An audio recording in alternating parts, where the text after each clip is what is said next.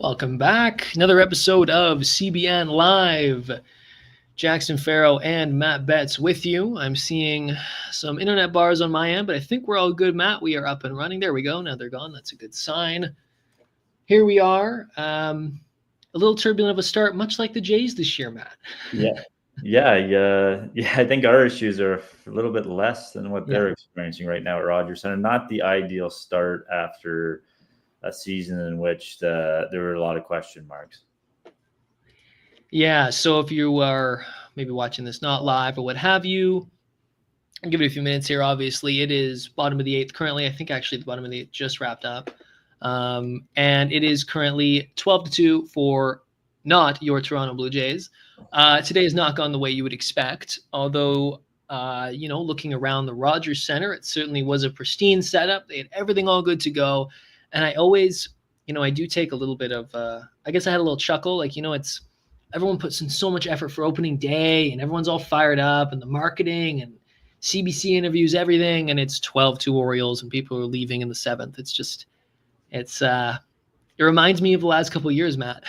Yeah, like I said, though, it's one game. I mean, it's everybody, like you said, everybody makes a big to do about opening day, but tomorrow is just as important. You kind of flush this one. I don't know how much you even take from it with it being opening day. But yeah, I mean, how about that four-hitter, though? I mean, Andres Jimenez, I think they found did they just find their guy in the most unlikely of places? Again, it's early. I'm obviously saying that in jest, but yeah, they're going to need someone to hit in that spot. We were talking about a little bit in the episode we had last week about, the four-hole hitter or the middle of this lineup. Today it was Kirk hitting fifth, Jimenez fourth, and Springer hitting sixth. And, Bichette leading off, as had been a conversation all kind of spring long, who's going to hit leadoff. I mean, we'll see as the season goes on. I would imagine that if this team is in contention or kind of around contention, even if Jimenez is producing at a decent clip, probably go out and find a guy, right? At some point, if you are in contention and think you have a shot, I would think so. I think looking at the lineup today, the first thing that kind of jumped out at me was it looks like they really want to turn it over for the top. I mean, you got Roden down at the bottom. I think Wagner was down near the bottom, and then you kind of had Springer and Jimenez. You didn't really know what you were going to get out of him in the fourth spot, but it kind of looked like they were trying to turn it back over when it got down there. Really trying to give Bo Vladdy and Santander something to work with. Didn't really work today, but again, it's not much you can take from one game. Yeah, and we'll see how that as the season goes on. I like it too. I mean, I think by and large, you feel pretty good with Wagner and Clement hitting down there, and rotating some of the other young guys in, right? Like Addison Barger will definitely make his way in there, as the year goes on. Maybe even a low Perfido, like a variety of different hitters. And I think the hope is that one or two of those guys, Roden obviously who made his debut today and got a hit, one or two of those guys kind of emerges and becomes an impact hitter and works his way up the lineup. I think that's the hope. Yeah. And I think, even if you look at the pitching side, I think Barrios, this isn't his first rough opening day start for the Blue Jays. You remember when he started against Texas 2022, I believe that was. Yeah. I was there. Oh, okay. Well, I'm sorry for bringing it back up because you only got an out. But they won that game, remember? They did win that game. They won the last 5 home openers, I believe, or season openers, sorry. So maybe this is a good thing. Maybe this is a positive for them to, maybe drop the first one and who knows, get rid of that winning streak.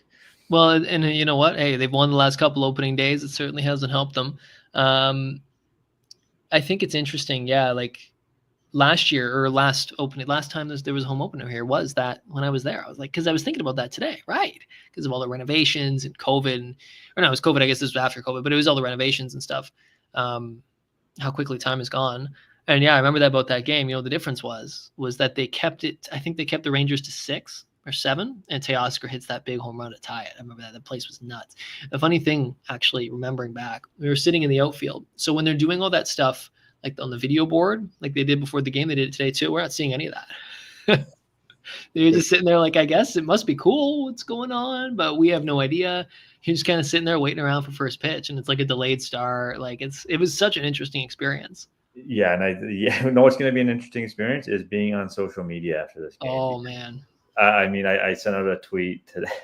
They released the lineup, and it was 9 minutes before I saw someone questioning, why is Jimenez hitting fourth? Well, it worked out today, but it is a fair question. But it's like, oh, baseball's back, baby. Baseball's back, because people are jumping all over the lineups 4 hours before, first pitch of the first game, and they're already complaining. So there's going to be plenty to complain about after this, what looks to be likely a 12-2 loss for the Toronto Blue Jays. I don't know if you saw Keegan's tweet. He said, like, secret between me and my followers, I actually share all your thoughts about the lineup with John Schneider or whatever. I will say I didn't see any of that when I was at spring training. I didn't see him having those secret meetings, but secret meetings are secret meetings. So maybe I was not brought into the loop on that. But yeah, it's funny because that's the way fans are. It's not just Toronto; it's every fan base. I mean, everyone that loses today thinks they're going to go on 162, and everybody that wins thinks they're going to run the table. It's just not going to be the case. But definitely, it's just disheartening though. You finally get to open at home after a few years on the road, and this is kind of the effort that you get and the performance that you get, which is disappointing. And against the opponent too. I think the opponent matters today. Like, Baltimore's a divisional opponent. They've kind of kicked the Jays' ass the last couple of years, right? Like especially last year, and some players on this team too. Like Mountcastle just torches the Jays. He hit that ball into the corner in what I think it was the second inning. I'm like, here we go again. Yeah. Right? Like, just trade for the guy. See what you can. When he's a free agent, you gotta go after him, because he loves hitting at Rogers Center. So if you only watch Jays games and don't watch other games around the league, you'd think Ryan Mountcastle is like Barry Bonds. MVP. Like a 962 OPS or something against the Jays. Like, insane, crazy, hitting like 318 or something. I don't know. I mean, how many hits did he end up with today so far? Was it just the one? Let's see. Yeah, just the one. But still, I mean, that this weekend he's going to have a good weekend. You don't. I think if you're Brandon High, you're not too worried about Mountcastle's production this weekend. Yeah, he's going to start off hitting about 600. I think that the other, I don't even want to say concerning, because it's one game. But I mean, we talked about how in our preview we didn't really love the Orioles pitching. No. And Zach Eflin looked pretty good today. He looked terrific. Yeah, I was listening a little bit on the radio to Ben, and I think it was Chris LaRue, and they were talking about how, I wouldn't call Eflin an ace. He's the kind of the Orioles de facto ace now that, Grayson Rodriguez is gone, Corbin Burns is in Arizona. But yeah, it's not a great pitching staff. I think they got Dean Kramer tomorrow. I can't remember who else rounds out that rotation for the rest of the series, but it's not exactly ace after ace to open the season. I saw Keegan Aiken warming up in the bullpen, and I thought, okay, I don't know if I need to see Keegan Aiken be pitching here. It was interesting. Like, and I'm tongue in cheek. Like, these are big league pitchers. I'm just joking, but like, I do find it just like a little demoralizing that, like, yeah, it's Zach Eflin. It's not like they went and they didn't keep Corbin Burns. Like, and Eflin's. I think I don't know. I don't have the numbers on me if he's had the Jays number in his career, but he feels like a guy who's done well against them, and maybe I'm wrong there. But obviously with the Rays for a while, I think he was with the Phillies for a minute too. I think he faced it. Yeah, he was with the Phillies to start his career. He faced the Jays like 4 times last year. He faced the Jays on opening day last year when he was with the Rays. Yeah, there you go. So there's some familiarity there, but apparently didn't play in their favor today. But tomorrow's a new day. I'm saying that before the final finals out's been recorded, but because I'm saying that. Yeah, I mean, familiarity would favor a hitter over a pitcher, right? In terms of that matchup, like getting to see the pitcher's stuff as opposed to the pitcher seeing the hitter's tendencies. Like, what do you think on that? I think there's so much information now that I don't even know how. I mean, I saw a cool thing with the Marlins. The Marlins have this new pitching machine. I don't know if you've seen it, and I'm sure other teams might have it, but it mimics pitchers' pitches. Oh, and wow. There's a guy that goes through his windup like digitally, and it comes out of the little hole, and it's crazy. It's craziness. So I mean, if everybody has familiarity on just about anybody that's played in the big leagues, I think right now. But you'd think that the hitters might have had some intel into them, but not today. Wasn't meant to be. And it's just, again, like, it feels like the last, like, I don't know. I was just sitting there thinking, like, yeah, this feels like a game you could have seen on the TV last year. You turn on the TV in August or July or June or May or any month. It felt like mid-season form from last year, and that's not a good thing. Not a compliment. Not a compliment. No. Andres Jimenez has looked good today, though. I'll say that. He's had a nice day. If we're looking silver linings, right? Yep. Eternal optimist here. Yeah. Yep. So we'll see. I'm guessing he'll probably stick in the. So it's Charlie Morton tomorrow against Kevin Gausman. So another right-hander. So I'm assuming Jimenez will stay in that 4-hole. Yeah. So we'll see. But they're going to need a little bit more from the offense, and obviously from their starting pitcher, as Barrios just didn't have it today. No, and Barrios, like, that was also sort of mid-season form, you could say, for Barrios. It feels like the last couple of years, lots of hard hit. Right, a lot of hard hit balls, and I thought too early on his command was there. For me, one thing, and I'm sure you've noticed this too, it feels like a lot of pitches on the corner still get hit pretty hard, and whether it's a lefty, righty, whatever, and a lot of hard contact today. The one from the Rutschman home run was a changeup that he left up, and that kind of that's kind of giving up one early like that. You're jacked up. It's opening day. Gentleman's going, then you give that. It's kind of sucks the wind out, sucks the air out of the Rogers Center a little bit. But yeah, I mean, I there was a little bit of questionable umpire. I think a lot of hitters and pitchers weren't loving the zone early on. But I mean, that's baseball. You're going to deal with that all 162 games. So there's no ABS. I think ABS would have been called a couple times early in the game, but again, when you lose 12-2, you can't really say much about that. Yeah, missing out on the ABS for sure. It's interesting. I was watching this game and I was thinking about a couple things. First of all, the seats behind home plate. Getting a little tired of that. I don't know if I need to see 5 rows of people behind home plate. That view, hey, and with the billboard behind it, like, boy, that has become a lot. And I know obviously it was there last year. It's more just a continuation, I would say. That's something I wonder how much the broadcast likes that, because I'm thinking, like, that's a lot of headroom, right? When you have, obviously, Sportsnet's doing their best. I'm just saying, like, obviously that's something Rogers would consider when they did the renovations. I'm looking at it right now. It's bottom 9 here. I should update the graphic in a second. First of all, I think it's also interesting there's no one sitting in there, right? Very Leafs-esque. It wasn't just now, by the way. I saw throughout the game there was a lot of empty seats. And I'm thinking, how's an empty seat there on opening day? Too much, Matt. Too much for me, that is.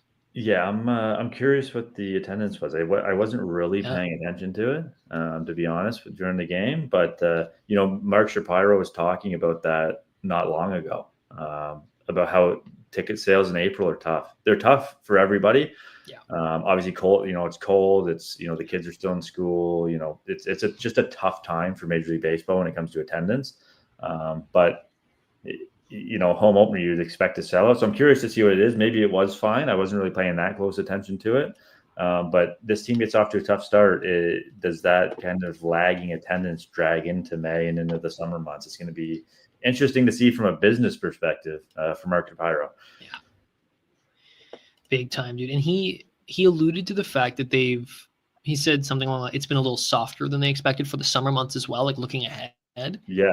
Got to think that in terms of a soft month, if we're talking soft months, like April, May should be real soft attendance-wise. Also, just thinking about kind of the time we live in and just the fact that, like, people by and large have less disposable income now too. Like, if you're just looking at societal factors as well, they're not being bad at a good time. I'll say that too. You know what I mean? Like, people have a lot of other things to spend their money on right now in downtown Toronto than a team that is going to, I'm thinking of the atmosphere in there right now throughout parts of last year. And Shapiro was right. When you win, that fixes so much. And he's absolutely right about that. If they jump out to lead the division. But yeah, I'm expecting a real. Oh, yeah. Yeah, if they jump out to lead in the division in May and June, that place is going to be packed. So that's nothing to worry about. But yeah, it is something to keep an eye on for how much money they pumped in, not only to the roster, believe it or not, for what you've seen kind of the last year and a half, but also the stadium, the player development complex. There's a lot of money. They need to recoup some of that money. And a lot of that's through ticket sales and advertising and whatnot. But it's going to be interesting to see how attendance plays this year, especially if they struggle. I remember back when I was young, watching those 70-win Blue Jays. There was 13, 14, 17,000 people in that building a night. Dead. And that's not something that you've seen over the last decade even. 2015 changed so much for them, right? And it made Rogers think, oh my God, we can actually make money, real money off this. This isn't just a tax write-off anymore, right? And that changed so much for them, right? They started spending money on the team, and they had, I think really 2012, 2013 is really actually when they started spending money on the club. But to now kind of be a decade later and I wouldn't say the gravy train is stopping by any means. I should make that final now. It is final. It looks like I see hands being shaken on the Baltimore side. But yeah, like it'll be interesting to see kind of how attendance shapes throughout the year, because the interest could, based on how last year went, the interest could go south pretty quick if that continues this year. Right? Well, you're also fighting against the Leafs right now. I mean, the Raptors not as much, not very good, but you're fighting against the Leafs. The playoffs are going to be starting. Like I said, it's always slow this time of year in this market, in every market. But I'm more curious once the warmer weather hits, the kids get out of school. Where are people spending their money? That new what is it, Club 328 looks nice. I think they've done a great job renovating the stadium, but I think so too. Will there be people out this summer to take it in is going to be the key question. I guess the last thing we should touch on is this Vladdy news. This just is the deadline that doesn't want to go away, the moving deadline. So Buster Olney, I believe, reported today that they had made another offer to Vladimir Guerrero Jr. I saw somewhere in the 550 to 600. I don't know who tweeted that. I should have that in front of me. If that's the case, I mean, how do you not sign that? I know. As a first baseman, boy, if he gets hurt, like he's gonna. And again, that's a big if, but yeah, it's a lot of money you're leaving on the table to. And if it is indeed, and that's obviously a big claim, but like 550, if the offer, even if it's above 500 million, Matt, for a first baseman, how do you not take that to the bank? I mean, because even if you think you can get the Yankees will give you 600 or Boston will give you 600, is that $100 million difference? Is that worth risking potentially? I mean, if he gets hurt, let's say tears an ACL in the middle of the year and he's hurt the rest of the year or whatever, or maybe it's more of a back issue because backs affect hitters more, something like that, where that could lower your value a little bit. Like that is a risk you share. And also performance. That's not. I tweeted about this the other day. I mean, if he goes out and has a high 700 OPS that he did in 2023, he's not getting 500 million. Yeah. Like I just can't see that happening for a first baseman. Like nothing in the market has indicated that would be the case. Just because his name's Vladimir Guerrero Jr. and he's 27 years old. Like that, I just don't see it happening. And it's funny. Blair and Barker had David Sampson on, the former. He was with the Marlins, and he said he cannot see Vladdy getting more than Ohtani's present day value, which I think was like 460. Yeah. So there you go. I'd agree. Yeah. And that's a front office executive that's been in. He was in on the Giancarlo Stanton contract in Miami, so you know that guy knows his stuff. And for him to come out and say he's not getting more than that, which he should he get more than Ohtani's present day value? Absolutely not. So that's 460. So what are we talking about here? Yeah, I mean it's especially coming off the year he is. Like he's coming off a really solid year. No guarantee you perfectly replicate that, like you said, performance. Yeah, Sampson, that's a good one. He's been around. I think he made the Marlins deal too. That big Marlins trade with Burley and everyone way back when. And Reyes as well. Yeah. But yeah, like I can't see that at all. And I think I bet you part of this whole negotiation is the Jays kind of calling his bluff and saying, look, you go out there then at the end of the season and you find that $600 million offer and you bring it to us, right? The risk there is that he doesn't bring it back, right? Yeah. He signs the $600. Right. Says, you know what, I'm done with this process. But who knows? I think both sides want to come to an agreement, and I think it eventually will, to be honest. It's just when will that happen? I thought maybe he was going to take the mic from Hazel May pregame and say, hey, I'm back. I'm staying. But I guess that's kind of made for movie stuff. You know, I thought so too, but I did see all the smoke today. It was interesting, wasn't it? You kind of thought for a second, is there a chance that they have a presser before the game or something? Like, is there a chance that it's going to be that dramatic? It didn't work out that way, but that would have been pretty cool. I'm not going to lie.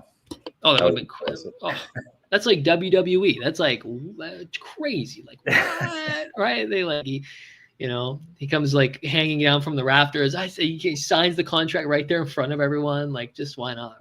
Yeah. Just make it a huge thing. Well, it would have been the most interesting thing on the day. That's for kidding.